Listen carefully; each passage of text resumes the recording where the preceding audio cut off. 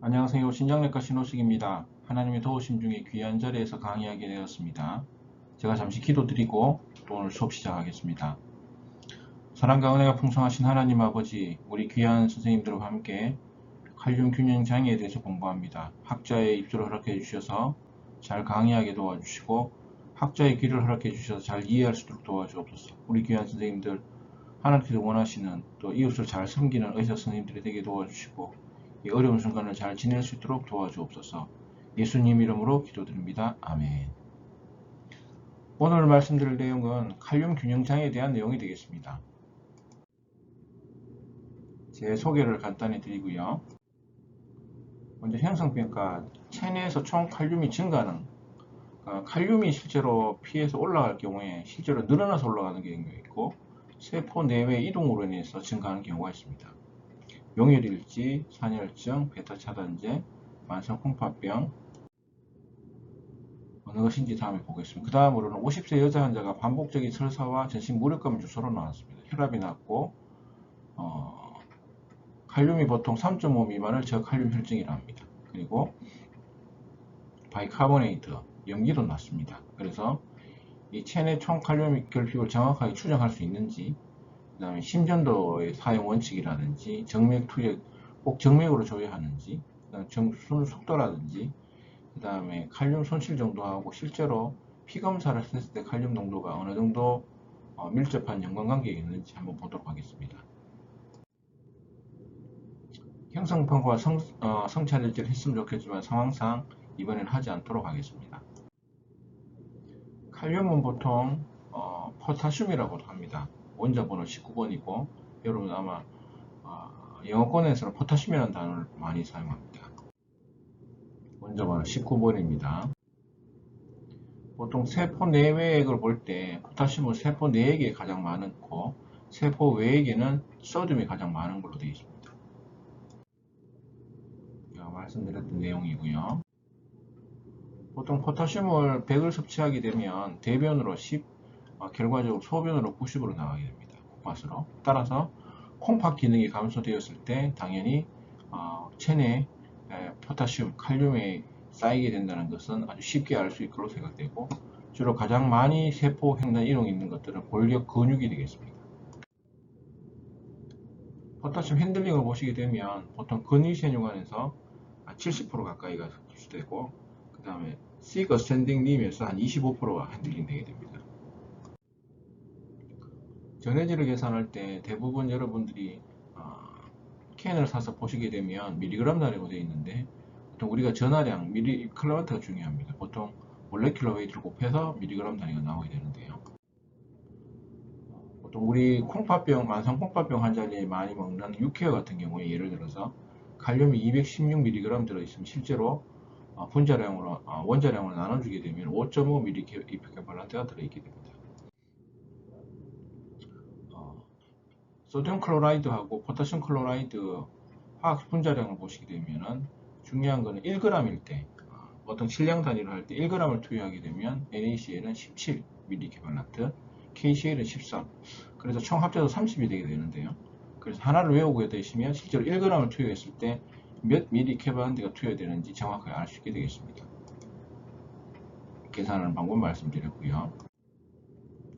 오늘 수업 성과로서는 첫 번째 저칼륨 혈증의 원인, 그 다음에 아까 말씀드렸다시피 저칼륨 혈증이 생기는 원인이 몸에서 빠져나가는 것도 있지만 세포 안으로 들어가 버려서 생기는 원인이실 것 같습니다. 심전도 소견, 임상 양상, 실제로 저칼륨 혈증이 있을 때 칼륨 투여 원칙도 중요하겠습니다. 다음은 고칼륨 혈증의 원인도 중요하겠고 심전도 소견, 임상 양상, 응급처치도 시행할 수 있는 것이 중요하겠습니다. 포타슘 균형은 내부 조절과 외부 조절, 아까 말씀드렸다시피 세포 내외 이동이라든지 아까 외부 조절을 보죠.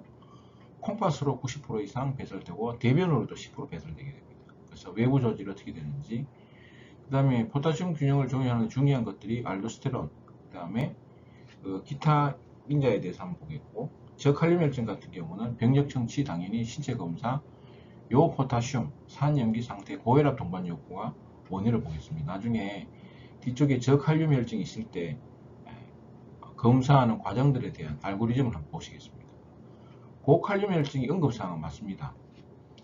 만성 콩팥병이라든지 특히 투석하는 환우분들 같은 경우에 이 포타슘이 높게 되면은 부정맥이 와서 환자 사망할 수 있는 굉장히 위험한 상황입니다. 따라서 정확한 치료가 중요하겠고, 최근 개발된 피트로마라든지 지르코늄 같은 효과 부작용에 대해서 한번 보도록 하겠습니다.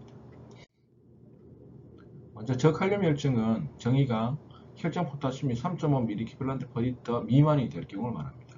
그리고 저칼륨 혈증으로 실제로 측정되는 것들은 실제로 체내 초칼륨이 감소, 몸에서 빠져나가는 거죠.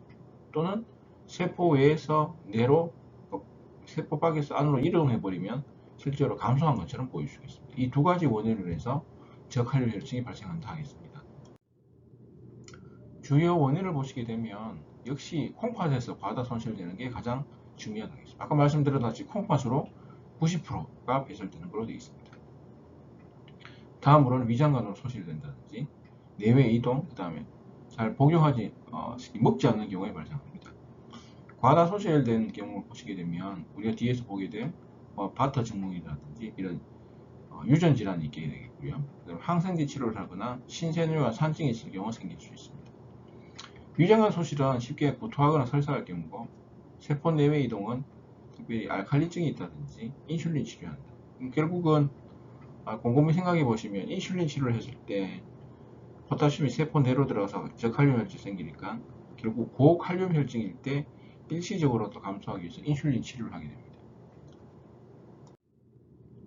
아까 말씀드렸던 감소된 섭취라든지 재분배, 그 다음에 증가된 로스, 리날 런리란에 대한 교과서상의 설명이 되겠습니다.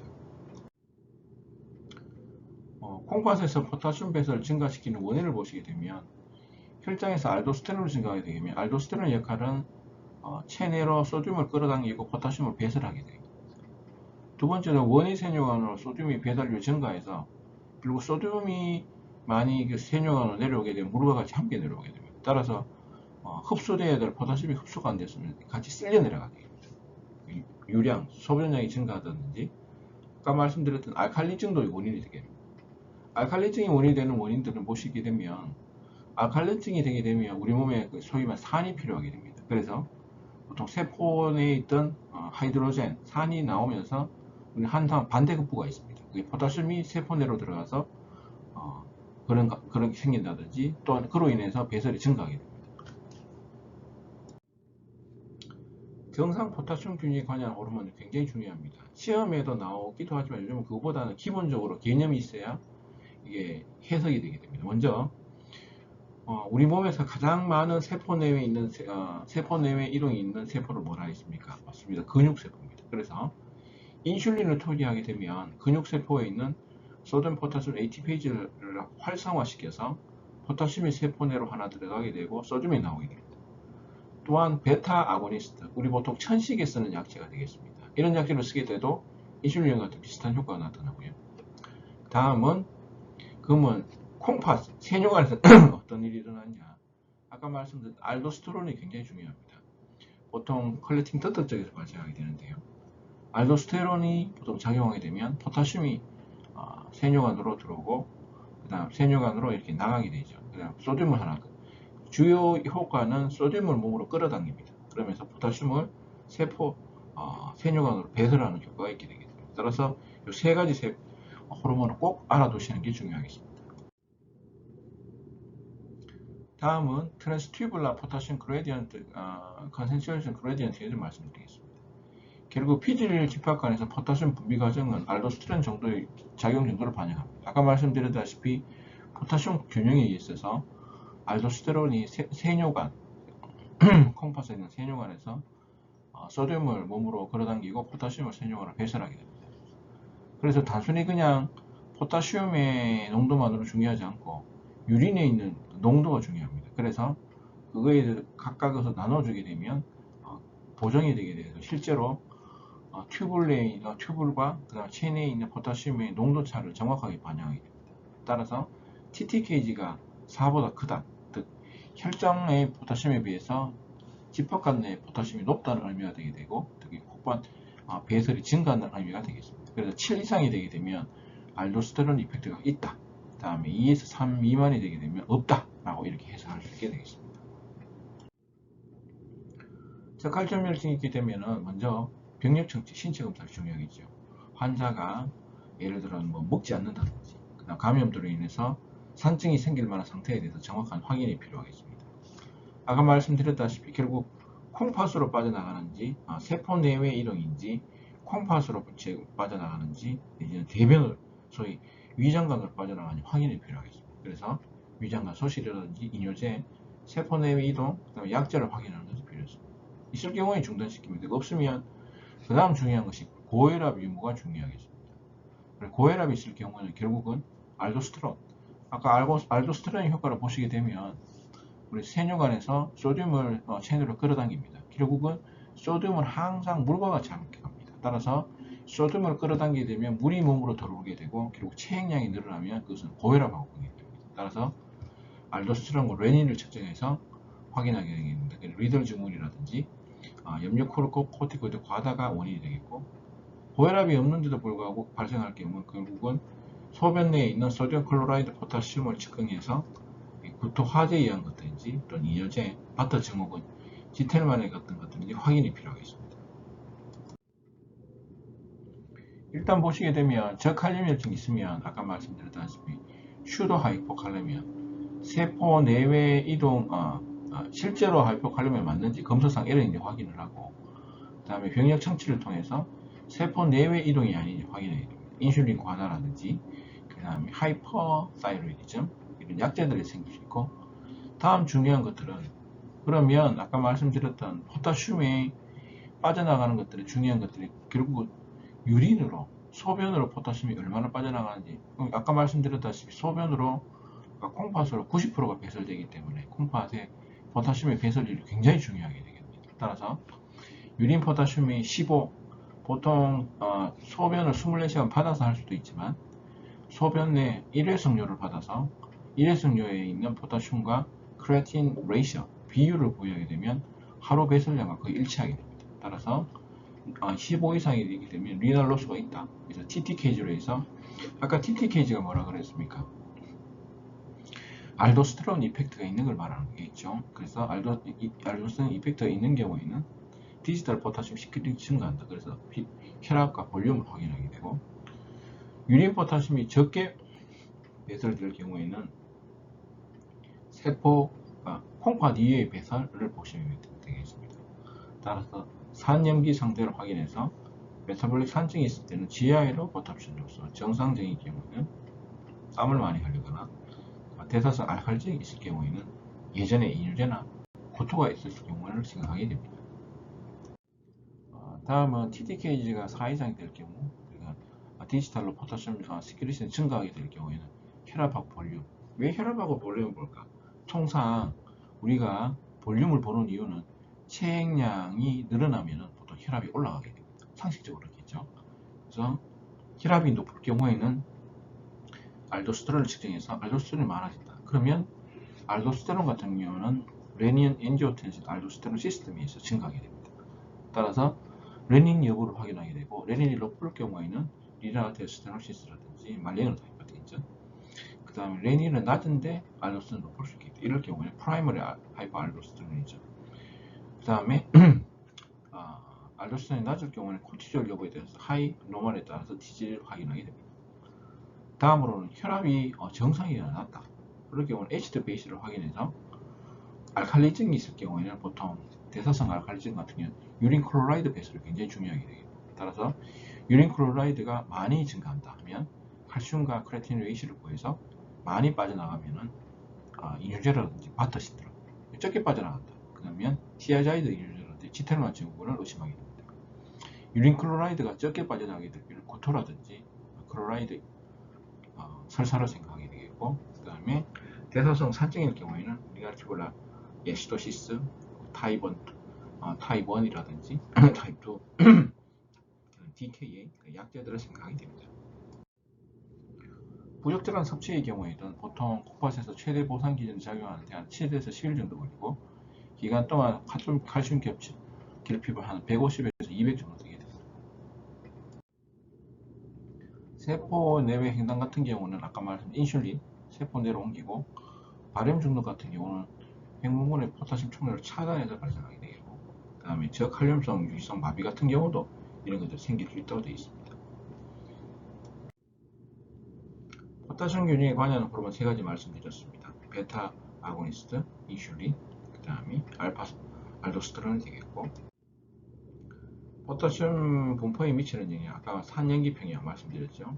염기 상태면은 하이드로겐 이온이 세포 밖으로 나오면서 포타슘이 세포 내로 들어갑니다. 따라서 저칼륨 일제 생기게 되고, 인슐린도 포타슘을 세포 안으로 집어넣습니다. 베타 아고니스트도 마찬가지, 알도스테론, 장시간 운동, 세포 내 포타슘 농도도 영향을 미치는 것으로 되어 있습니다. 세포 내외 공간 이동에 대해서 다 말씀드렸고요. 위장관 손실을 가장 흔한 것은 역시 설사입니다. 설사. 보통 설사를 항상 잊지 말아야 되겠고요. 신장을 통한 포타슘 소실을 보시게 되면 보통 광물 부진이 걸질 호르몬, 이게 보통 글루코코티코이드로 알려져 있는데, 알도스테론은 보통 미네랄 코티코이드, 소위 말하는 스테로이드 일종입니다. 이게 많아지면 아까 말씀드렸던 알도스테론이 많아지면 어떻게 되나요? 우리 튜브에서 소듐을 몸으로 당기면서 물도 들어오고 포타슘을 배설시키게 됩니다. 따라서 알도스테론에 의한 콩팥의 원이 생기게 되는 칼륨 배설이 증가하게 되어서 이런 일들이 발생하게 됩니다. 여러 가지 유전 질환들이 있습니다. 다 알 수는 없으나 몇 가지는 꼭 알아두셔야 됩니다. 먼저 바터 증후군 같은 경우는 보통 퓨로세마이드, 루프 이뇨제가 작용하는 틱 어센딩님의 소듐 포타슘 2 클로라이드 진을 불러가게 됩니다. 따라서 EV 불러간다. 보통 이게 퓨로세마이드와 같은 기준으로 해서 포타슘이 감소하고요. 지텔만 증후군 같은 경우는 CRID 같은 디지털 튜브 쪽에 작용하는 이뇨제에 작용하는 것 같은 기준으로 포타슘이 감소하고, 리들 증후군 같은 경우는 컬렉팅 덕트 쪽에서 소위 말해서 이게 소듐 채널이 있는데 이게 원래 닫혔다 알도스테론에 의해서 닫혔다 열렸다 해야 되는데 계속 열려 있게 되게 됩니다. 결국은 소듐이 계속 들어오겠죠. 들어오니까 포타슘은 빠져나가고, 그리고 유전 질환입니다. 바타 증후군의 변인 같은 경우 아까 말씀드렸던 소듐 포타슘 2 클로라이드 체인의 병인이 생긴다든지, 그 다음에 칼슘 통로 내막에 결함이 생긴다든지 이런 경우 또 1번이 가장 흔한 걸로 되어 있습니다.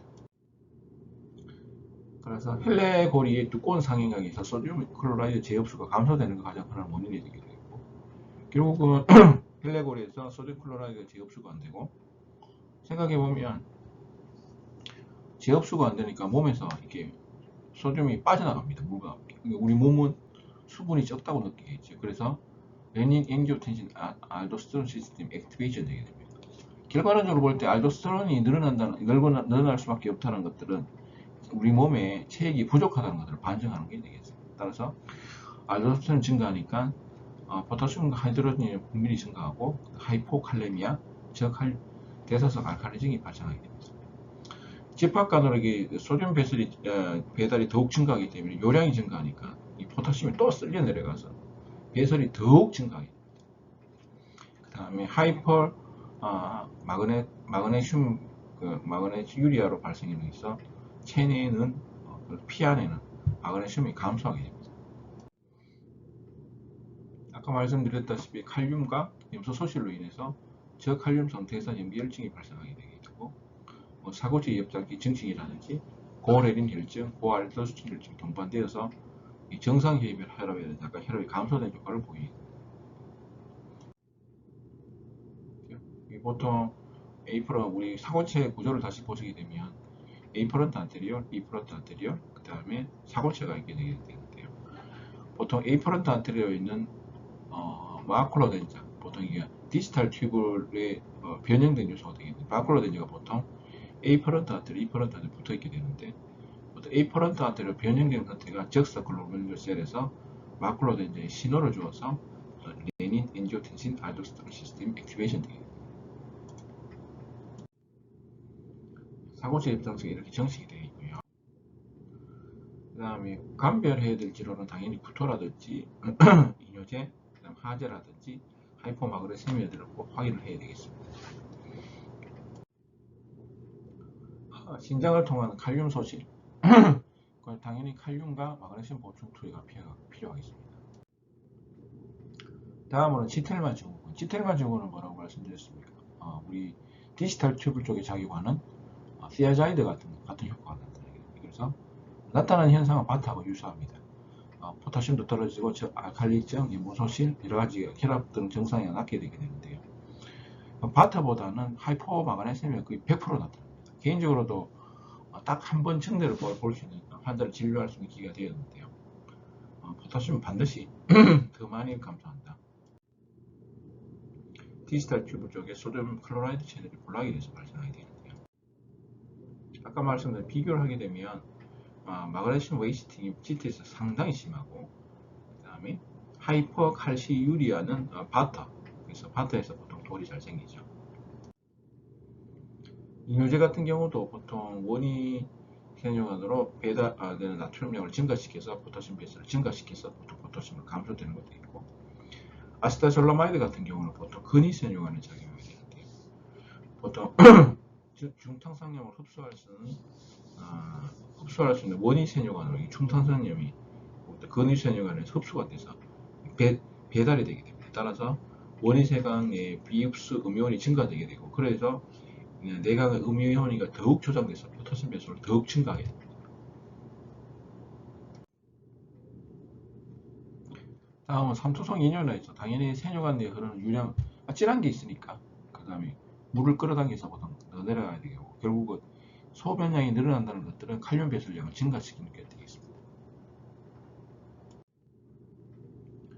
알칼리증이 체액량 감소와 동반되었을 경우는 2차성 고알도스테론 혈증이 초래해서 칼륨 배출을 증가시키는 것도 되어 있고, 그 다음에 상부 위장관의 소실 같은 경우도 보시게 되면 2차성으로 고알도스테론 혈증이 생깁니다. 아까 말씀드렸다시피 체액량이 감소하게 되면 우리 몸에서는 그 물을 보충하려 하기 때문에 아까 말씀드렸던 세뇨관 내로 소변량 배설이 감소되면서, 아까 그림 기억나시는지 모르겠어요. 뒤에 한 번 더 설명드릴 건데, 보통 사고체에 있는 A프런트 아트리올, 그 다음에 사고체하고 E프런트 아트리올, 그 다음에 디지털 컴플리트 튜브리 변형된 마크로 덴저가 있습니다.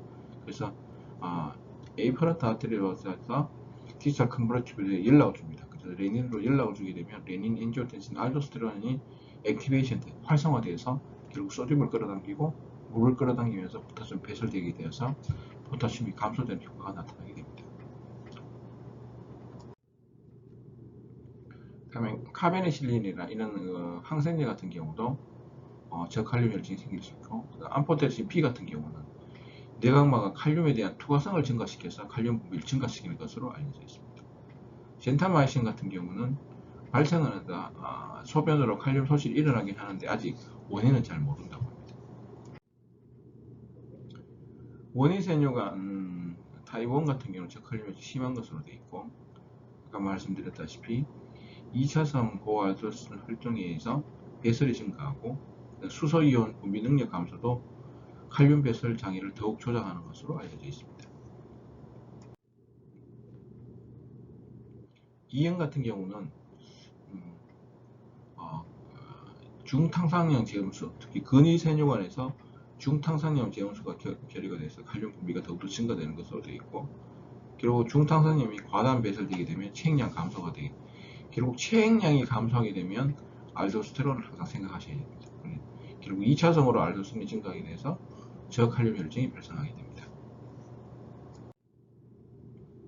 신세관 산증을 보시게 되면 아까 설명드렸던 타입 1 같은 경우 원위세뇨관에서 하이드로겐이 흡수가 안 되니까 결국 pH는 올라가게 되고 대신 돌이 잘 생기는 것으로 되어 있습니다. 그다음 타입 2 같은 경우는 근위세뇨관에서 바이카보네이트 흡수가 되어지지 않아서 발생하게 되고, 우린 pH는 하이드로겐 분비 이온 어느 정도 유지되어서 5.5 미만으로 되게 되고 돌은 잘 생기지 않습니다. 타입 4 같은 경우는 당뇨가 있는 환자에서 잘 생기는데, 특징은 다른 것들은 포타슘이 감소하는데 타입 4 RTA 같은 경우는 포타슘이 증가하는 그런 좀 다른 형상을 보여주게 됩니다. 또 하나는 지하의 바이카보네이트 로스도 신생아 산증처럼 보여지게 됩니다. 말씀드렸던 리들 증후군 말씀드렸지만 컬렉팅 덕트 쪽에서 원래는 알도스테론에 따라서 열리거나 닫혀야 되는 소듐 채널이 계속 열려 있습니다. 그래서 다른 말로 슈도 하이퍼 알도스테론이죠. 가짜라는 거죠. 원래는 하이퍼 알도스테론이 아닌데 계속 열려 있습니다. 따라서 소듐이 들어오니까 물도 들어오고 체액량이 늘어나니까 혈압이 올라가고, 소듐이 들어오면서 포타슘은 배설하고 알칼리 혈증도 그렇게 보이게 됩니다. 아까 말씀드린 에피테리얼 소듐 채널이 이렇게 열려 있게 됩니다. 치료는 저염식이나 아밀로라이드라든지 트리암테린을 줘서 효과 있게 됩니다. 임상 양상을 저칼륨혈증 보시게 되면 역시 제일 중요한 것은 고칼륨혈증도 마찬가지지만 근육, 왜 그렇습니까? 포타슘이 가장 많은 게 세포 내에, 그 중에서도 가장 많이 보존하고 있는 근육 안입니다. 결국 근육이 움직인다는 것은 근육의 액션 포텐셜에 중요하게 관련되는 포타슘의 상호 이동이라는 세포 내의 정도에 따라서 달라지게 됩니다. 따라서 근육신경계에 가장 중대한 이상이 발생하게 되고, 심전도상으로 유파, 뒤에 한번 보시겠습니다. 심근에 신경근육, 콩팥, 수분 전해질 이런 변화들이 발생하게 됩니다. 이렇게 유파가 T파 다음에 유파가 보이는 경우가 보통 저칼륨혈증 심전도성이 되겠습니다. 치료 지침은 중요한 게, 생각해 보시면 저칼륨혈증이 생겼을 때 우리 나중에 정연성 교수님께 배울 소듐 같은 경우는 세포 외액에 많습니다. 따라서 소듐은 많거나 적을 경우에 계산해서 줄 수가 있습니다. 당연히 세포액이 많으니까. 근데 포타슘은 세포 내, 세포 안쪽에 많기 때문에 실제로 이게 포타슘이 낮다고 혈액에 측정될 경우에 정말로 이게 줄은 건지 세포 내에 이동하는 게 알 수가 없습니다. 그래서 통상은 혈장 칼륨 농도가 1 감소하게 되면 정말로 감소하게 되면 총 칼륨이 한 300 정도 감소하게 되겠습니다. 할 수만 있으면 주사보다는 먹는 거 경구로 천천히 교정함을 원칙으로 하고, 응급하지 않는 경우는 하루에 한 40에서 120mg 정도 보충하는 것으로 되어 있습니다. 약재로는 염화칼륨이 가장 효과적인 것으로 되어 있고, 그다음에 마그네슘 결핍 시에는 소변으로 칼륨 배설을 더욱더 증가시키기 때문에 저칼륨혈증 시에는 반드시 마그네슘이 모자라는 점을 확인을 해야 됩니다. 속도는 말초 혈관으로는 40mg/L 미만, 중심은 60 미만, 주입 숙소는 10에서 20hr 미만, 하루 총 주입량은 200 미만. 중요한 것들은 저칼륨혈증이 있을 때 물론 심전도도 찍어야 되겠지만 피검사, 혈전 검사를 통해서 꼭 확인하는 것이 필요합니다. 다음은 실제 문제를 한번 보도록 하겠습니다. 둘 다 보시면 21세 여자, 48세 여자, 기운이 없고 피로감이 있었고, 한쪽은 혈압은 보면 양쪽 비슷합니다. 한쪽은 설사, 그 다음에 혈압 검사 결과 이렇게 보이고, 특징적인 게 포타슘은 낮고 20시간 소변으로는 포타슘이 5 이상 나오면 많이 15 이상 나오면 많이 나온다 했습니다. 실제로 소변으로 많이 배설되고 있고, 산염기 상태를 보시게 되면 29번 같은 경우는 염기, 그 다음에 알칼로시스, 그 다음에 30번 같은 경우는 에시도시스가 있습니다.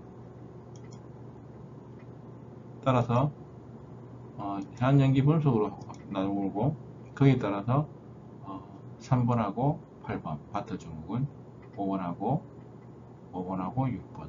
보통 설사가 없었다 하면 GI 트랙 쪽, 소화기 쪽으로 결국 문제되는 것들은 설사와 리나큐블라 에시도시스가 되겠습니다.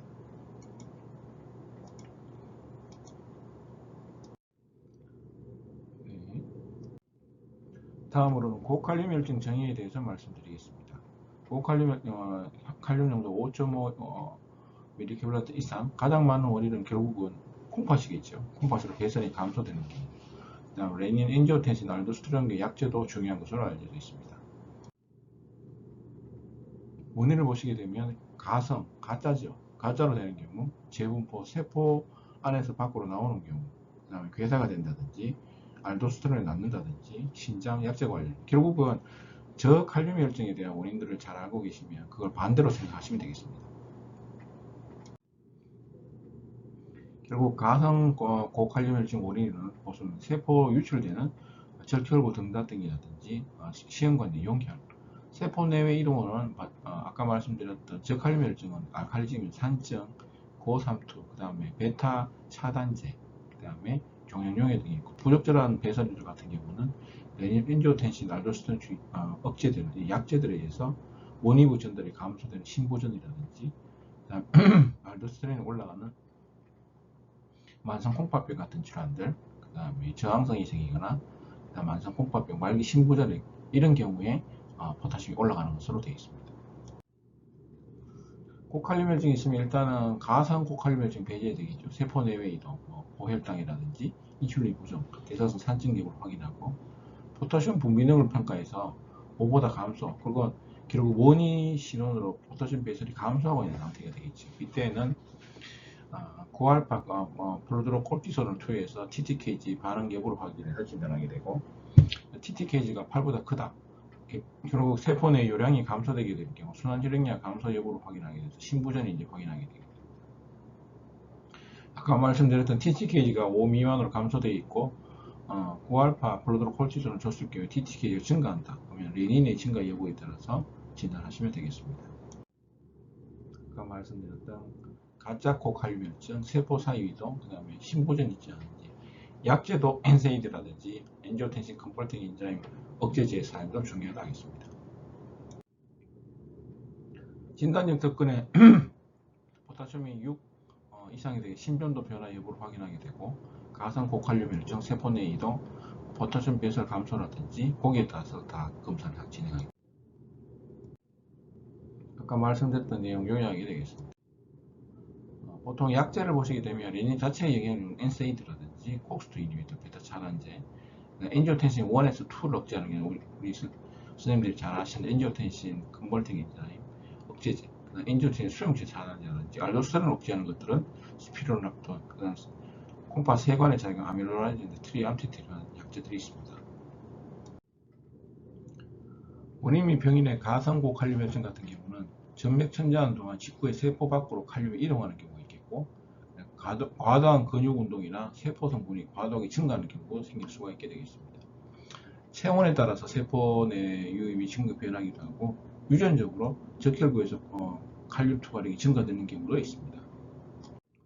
저칼륨 혈증의 원인 및 병인에서 두 번째로 세포 횡단 이동이 되겠습니다. 보통 pH가 0.1 감소함에 따라서 혈전 칼륨은 0.6mg/L 상승하는 것으로 통상 알려졌습니다.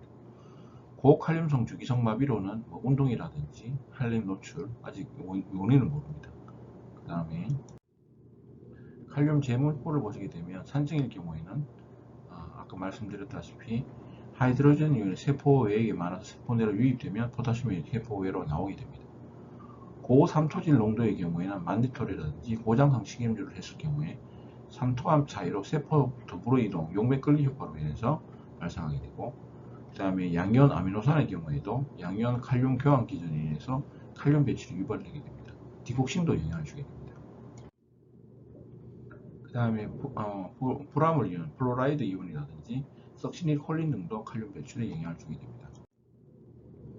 콩팥에서 칼륨 배설이 감소되는 경우에는 결국 전하의존성 신세뇨관 상증의 경우에는 나트륨 흡수장애고 내강의 음전화가 조장되어서 칼륨 및 수소이온의 분비가 일어나지 않아서 고칼륨 혈증이 발생하게 되고, 병제의 드문 고돈 증후군 같은 경우는 선천적으로 포타슘 배설에 결함이 있는 경우를 말하고 있습니다. 그 다음에 과량 섭취 및 조직 괴사를 보시게 되면 토마토, 바나나, 칼륨을 많은 것들이죠. 의인성 섭취의 경우, 그 다음 조직 괴사, 횡금근 용해증의 경우에도 포타슘이 증가할 수 있게 되겠습니다. 따라서 뒤에 저내린 알도스테론 혈증이라든지 약제 등에 의해서 발생할 수 있게 되겠는데요. 유전적인 영향은 후천적으로, 그 다음에 자가면역식 질환, HIV 감염 쪽으로 해서 발생하고, 저레닌, 저알도스테론 혈증으로 특히 당뇨병, 아까 말씀드렸던 리나튜블라 에시토시스 중에서 타입 4 같은 경우에는 당뇨병에서 잘 생기고 포타슘이 올라가는 것으로 되어 있습니다. 신장질환, 당연히 만성콩팥병, 말기신부전에서 발생하게 되고, 급성신장 손상에서도 발생하는 것으로 알려져 있습니다. 가상 알도스테론 혈증 같은 경우는 1형 등급에 되고, 가짜로 알도스테론이 이제 낮은 것처럼 보이는 경우가 발생하게 됩니다. 1형, 2형이 있게 되겠고, 읽어보시고요. 그 다음에 이형 같은 경우도 지테르마 증후군의 반대 현상이 나타나게 됩니다. 그 다음에 레닌, 엔지오텐신, 알도스테론을 억제하는 약, 아까 말씀드린 엔지오텐신 근벌적 인자의 억제제라든지 ARB라든지 레닌 억제제 라는 약제에 의해서 포타슘 증가하는 게 발생하게 되고 경구 피임제 등에 의해서 발생할 수 있게 되겠습니다. 사이클로스포린이나 타크롤리무스라 면역 억제제 종류나 그 다음에 엔세이드, 콕스도 이니비터에 의해서 저내린 저알도스테론이 유발되게 돼서 발생하는 경우가 있고요. 아밀로라이드라 같은 다른 칼륨 보존 이조연에서 당연히 포타슘이 올라가겠고, 나파모스테트 같은 경우 보통 항응고제로 사용되는데 보통 상피의 나트륨 활성을 억제시켜서 포타슘이 증가하는 것으로 알려져 있습니다. 역시 임상소견으로 가장 중요한 것, 심장입니다. 부정맥성이 되겠죠. 조금 증가하면은 결국은 재분국에 영향을 미쳐서 T파가 크게지고, 그 다음에 PR 간격이 늘어지면서 QRS 늘어지고, 심하면 P파가 소실되거나 QRS 복합이 확장되는 등의 아주 심각한 현상이 발생되게 됩니다. 앞에 설명드렸던 고칼륨혈증에서 전해질 변화, 심전도 변화를 그림으로 보시게 되면 처음에는 T파가 이렇게 뾰족뾰족해집니다. 뾰족뾰족. 그 다음에 PR 간격이 길어지고 P파가 소실되게 됩니다. 그 다음 QR에서 늘어지고 사인파 같이 이렇게 물길처럼 발생이 상당히 위험한 상태입니다. 보통은 8 이상, 포타슘이 8 초과되게 되면 사인파가 나타나게 되고, 보통 6.5에서 7.5 정도 되면 P파가 없어지게 됩니다. 하지만 만성 홍파병이라든지 말기 침부전 환자에서는 이런 포타슘 상승이 매우 둔감하기 때문에 환자들은 상당한 교육이 필요하겠습니다. 2차선 고칼륨혈증 마비 같은 경우는 횡격막 마비, 호흡성 마비가 생길 수 있기 때문에 주의가 필요하고, 대사성 산증 같은 경우는 축적된 산을 배설하는 데 부정적인 영향을 주게 됩니다. 그래서 헬레고의 비유 상위형학에서 암모니움 제흡수를 방해하게 되는데요. 그래서 정상 칼륨 농도 회복 시에 대사성 산증이 회복되는 것으로 되어 있습니다. 아까 말씀드렸던 모양이 되겠죠. 심해지면 심실세동까지 가게 되면 굉장히 위험한 상태입니다. 고칼륨혈증 소견 보시면 빼쭉빼쭉한 P파 나시겠죠. 그 다음에 점점점 사인파처럼 되어 있습니다. 고칼륨혈증이 있을 때 심전도 변화를 확인하게 되고, 아주 심할 경우에는 칼슘 글루코네이트를 투여하고 인슐린, 포도당 정맥 주사, 베타 아고니스트를 투여. 아까 말씀드렸다시피 인슐린이라든지 베타 아고니스트의 경우에는 근육 세포 내에 있는 세포 표면에 있는 소듐 포타슘 액티베이즈를 액티베이션 시켜서 포타슘을 세포 내로 넣게 돼요. 그래서 일시적으로라도 포타슘을 감소시킬 수 있게 되게 됩니다. 체액량 과다 없고 산증만 있다면 중탕산염을 사용할 수도 있고, 이뇨제라든지 포타슘 결합제, 만성콩팥병, 급성콩팥병에 대해서 필요할 경우에 투석도 하게 됩니다. 심전도 변화가 있고 혈장 칼륨 농도 6.5 이상이 될 경우 적극적 치료가 됩니다. 입원이라든지 심전도 감시, 즉각적 치료가 필요한데요. 일단은 고칼륨혈증 치료 원칙, 지금 특히 근육세포가 굉장히 흥분되어 있기 때문에 심근, 심장 근육의 흥분을 흡수하기 위해 칼슘 글루코네이트를 투여하는 게 굉장히 중요하겠고, 그 다음에 세포막의 막전이차를 정상화시키기 위해서 포도당 인슐린 주사, 중탄산염 주사, 베타2 아고니스트를 통한 칼슘의 세포 내 이동이 굉장히 중요하겠습니다. 최종적으로는 앞에 말씀드렸던 내용들은 세포 내로만 이동시키기 때문에 아직 많은 상태입니다. 결국은 제거해야 되는데 이뇨제나 이온 교환 수지를 사용하거나 필요할 경우 투석, 혈액 투석에 가장 효과적인데요. 제거하는 것이 중요하겠습니다. 고칼륨혈증 심장에 대한 효과는 즉각적인 기량제, 칼슘 글루코네이트, 결국 칼슘이 안정막 전이에 영향을 주지 않고 활동 전이 역치를 이렇게 높여야 되면 잘 발생하지 않게 됩니다. 그래서 역치를 높이는 것도 굉장히 중요해서 세포막 흥분을 감소하기 시작하는데, 투여하면은 1에서 3분 내 효과가 나타나요. 한 30분, 1시간 정도 유지하게 됩니다. 아까 말씀드린 엑사이터빌리티를 감소시키는 보통 칼슘 글루코네이트 투여가 중요하다 하겠습니다. 그 다음에 재분포, 세포 안으로 넣는 것도 중요하겠습니다. 인슐린, 그리고 베타2 아고니스트, 중탕산염 효과를 투여하게 됩니다. 인슐린 같은 경우는 10단위 레귤러 인슐린하고 50% 포도당 50cc 섞어서 주게 되면 10에서 20분 정도 효과가 있고 한 6시간 지속됩니다. 베타2 아고니스트도 30분 이내 효과가 나타나게 되고 한 6시간까지 지속되게 됩니다. 아까 말씀드렸던 재분포에 대한 내용들이고요. 베타2 아고니스트. ESRD 환자, 그러니까 말기 신부전 환자 20%에서는 이 약제의 저항성이 있다고 알려져 있어서 효과가 없는 것으로 알려져 있습니다. 주산 바이카보네이트 같은 경우는 실제로 하이퍼칼레미아에서 큰 효과가 없는 것으로 알려져 있지만 보통 아까 말씀드렸던 체액량이 정상일 경우나 이럴 경우는 한번 사용해 볼 수 있는 것으로 알려져 있습니다. 역시 칼륨 제거가 중요하겠습니다. 양용 교환 수지. 아까 말씀드렸던 하나님께서 사람을 만들어 놓으셨을 때 원래는 콩팥으로 90%, 그다음 대변으로 10%지만 콩팥 기능이 감소될 경우에는 대변으로 한 10에서 20에서 30% 정도 더 배설될 수 있는 것으로 알려져 있습니다. 따라서 위장관에서 나트륨과 칼륨 교환을 촉진해서 대변으로 칼륨 배설하는 것이 중요하고 이뇨제 사용도 중요하다 하겠습니다. 이무브로 말씀드렸고요. 최근에 페티로버라든지 지르코니움 사이클로실리케이트라는 약제도 효과가 있는 것으로 알려져 있습니다. 최근 개발된 장내 포타슘 제거제 페티로머 같은 경우에 아주 작은 녹여서 이제 복용하게 되는데요. 보통 7시간 휴회 효과가 있고, 그래서 급성의 경우에 사용량이 좀 그렇습니다. 만성으로 높은 환자들을 사용하고, 소디움 지르코니움 사이클로실리케이트 같은 경우도 또 효과가 2시간 후에 나타나는 것으로 알려져 있습니다. 제거는 정맥 주사를 한다더니 가장 중요한 혈액 투석이 가장 효과적인 것으로 알려져 있습니다. 제거 보시고 칼슘 글루코네이트, 그 다음에 투여하는 방법들, 치료에 대해서 정리된 내용입니다. 칼슘 글루코네이트, 보통 피파가 없어지고 QRS 넓어진 경우에 10% 칼슘 글루카본염을 10에서 30cc를 2에서 3분간 정주하고 효과 없으면 반복 주입할 수 있습니다. 혈액 투석이 가장 잘 되더라. 예, 오늘 수업을 마무리하도록 하겠습니다. 먼저 저칼륨 혈증의 원인 뭐였을까요? 가성 저칼륨 혈증이 있을 수 있고, 그 다음에 세포 내외 이동, 그 다음에 포타슘이 이동하는 그 배설되는 기전을 여러분 생각하시면 콩팥으로 90%, 그 다음에 위장관으로 10%입니다. 그래서 따라서 콩팥으로 제거되는 원인, 그리고 위장관으로 제거되는 원인이 크게 그렇게 설명할 수 있겠습니다. 세포 횡단 칼륨에 이동하는 관여하는 인자를 설명할 수 있다. 아마 중요한 세 가지 호르몬을 말씀드렸습니다. 몸 안에서 가장 많은 포타슘을 품고 있는 근육세포의 소듐 포타슘 ATPase를 활성화시키는, 기억나십니까?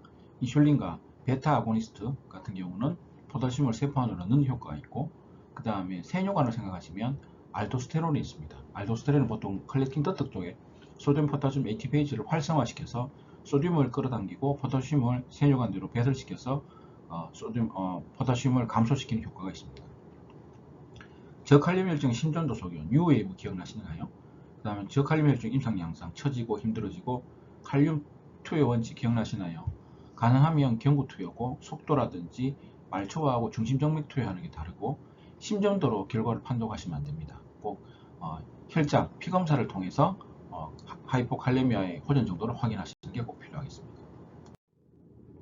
고칼륨 혈증 원인은 저칼륨 혈증 거꾸로겠죠. 가성 고칼륨 혈증, 뭐 예를 들어서 적혈구 등자증이라든지, 그 다음 세포 내외 이동, 산증이라든지, 그 다음에 콩팥으로 배설이 감소하거나 GI 트랙에 문제가 있을 때. 심전도 소견 기억나십니까? 포타슘이 올라갈수록 6.5 이상 되면은 T파가 없어지고, 그 다음에 PR 간격이 걸어지면서 QRS가 와이드닝 되고 사인파가 생기게 돼요. 굉장히 위험한 상황이 발생하게 됩니다. 임상 양상 일단은 부정맥이 생기고, 그 다음에 근골격계에 문제가 발생합니다. 응급처치 기억나십니까? 일단은 가장 중요한 요소들은 몸 안에 많은 고칼륨을 체외로 배설시키는 게 가장 좋겠지만, 일단은 세포 안으로 넣는 것도 중요합니다. 그래서 아까 말씀드린 인슐린과 그다음 글루코스를 포함한 용액을 준다든지 베타 아고니스트를 준다든지, 그다음 그보다 더 중요한 가장 처음으로 해야 될 것 같은 경우는 액션 포텐셜 역치를 올려서 마가의 흥분성을 감소시키는 칼슘 글루코네이트 투여가 가장 중요하고, 초기에 아까 뒤에 말씀드렸던 세포 내로 넣는 인슐린 글루코스 그리고 베타2 아고니스트, 산증이 아주 심한 경우에는 중탄산염도 사용할 수 있게 되겠습니다. 그 다음에 응급처치가 계속 끝난 다음에 결국 체외로 배출시키는 게 중요한데, K엑살레이트라든지 결국은 위장관 쪽에서 흡수가 안 돼서 배설되게 한다는, 그러나 가장 효과적인 것은 혈액투석으로 되어 있습니다. 키포인트, 포타슘 균형은 내부 조절과 외부 조절 기억나시죠? 그리고 알도스테론과 혈청 포타슘 농도와 같은 위쪽 포타슘 균형을 영해주는 인자 및 기전에 대한 내용을 추가했고, 저칼륨 혈증은 병력 정치, 신체 검사, 요 포타슘 기억나십니까? 소변으로 가장 많이 배설되기 때문에 유린 포타슘이 15mg 이퀴벌런트 미리몰 퍼 리터 하루에 이상 나오게 되면은 콩팥으로 배설된다. 산염기 상태라든지 고혈압 동반율보다 중요하다 했습니다. 고칼륨증 혈증 같은 경우 응급상황 굉장히 중요하고, 그 다음에 치료에는 최근 개발된 피티로마라든지 소듐 지르코늄 사이클로실리케이트 같은 약제도 사용하고 있다는 것도 말씀드렸습니다. 저칼륨 혈증의 진단적 접근, 일단 하이포칼륨이가 있으면 슈돈지 확인하고, 일단 병력 청취하고 신체 진찰하고 기본적인 피검사를 해서 세포 내외 이동이 아닌지 확인하고, 그 다음에 중요한 거 소변으로 배설되는 게 중요하다 했습니다. 소변으로 하루 15 이상 배설되면 리달로스인데, 그 다음 중요한 게 뭐라 했습니까? 맞습니다. TTKG 트랜스튜블러 포타슘 그레디언트를 확인해서 실제로 디지털 포타슘 시크릿이 많은지 여부를 확인하는 것이 중요하겠습니다. 다음은 하이퍼칼레미아가 있을 때 중요한 거, 트랜스셀룰러 시프트가 있는 경우, 예를 들어 하이퍼토니시스라든지 디곡신, 베타 블로커 등이 원인이 될 수 있겠습니다. 형성평가 성찰 일치는 이번에는 없는 것으로 하겠습니다. 이 이야기도 나눌 수 있으면 좋겠는데 상황이 그래서 나오겠습니다. 여러분들 공부를 할 때 모든 일을 할 때 어떻게 지냈습니까? 개인적으로 언어가 쉽지 않은 연수 중에 우리 미국 선생님이 항상 두 가지 이야기를 말씀하셨습니다. Do you enjoy working? Are you working hard? 어쩌면 우리가 모든 하는 일들이 있을 때 즐기면서 하는 일이 참으로 중요할 것 같습니다. 경청해 주셔서 감사드리며 어려운 시기에 공부하는 우리 선생님들 하나님께서 복 주시기를 원합니다. 감사합니다.